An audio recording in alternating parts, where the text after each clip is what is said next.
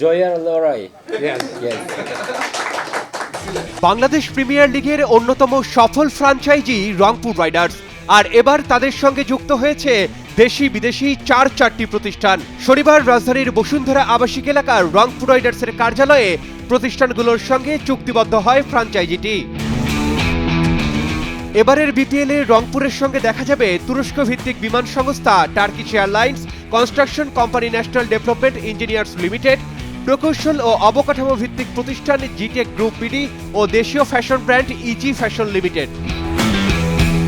চুক্তি স্বাক্ষর অনুষ্ঠানে রংপুর রাইডার্সের পক্ষে উপস্থিত ছিলেন ফ্র্যাঞ্চাইজিটির প্রধান নির্বাহী কর্মকর্তা ইশতিয়াক সাদেক, টিম ডিরেক্টর শাহরিয়ান তামিম ও অ্যাডভাইজার মেহরাব আলম চৌধুরী।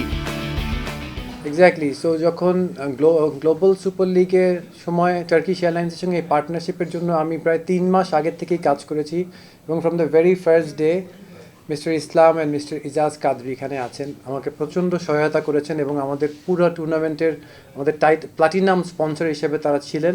শুধু যে স্পন্সর হিসাবেই তারা ছিলেন তা কিন্তু না, আমি যেটা বললাম, হি promise me that if we reach the finals, উনি ফাইনালে যাবে। সো উনি ফাইনালের আগে কিন্তু সেই গায়ানা ট্রাভেল করে গিয়েছে।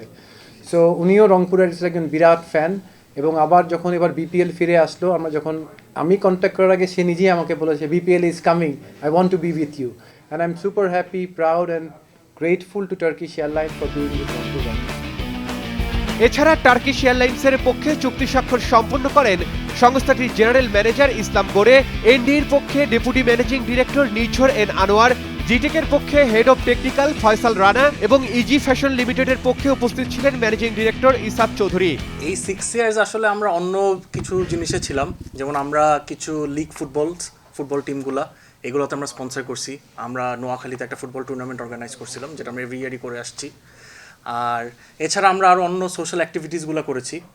তো ইন দ্য মিন টাইম ক্রিকেটের সামনে ওভাবে থাকা হয় নাই, তো আমরা আবার 6 ইয়ার্স পর চিন্তা করলাম একটা নিউ স্টার্ট দিয়ে আবার রংপুরের সাথে থাকার জন্য।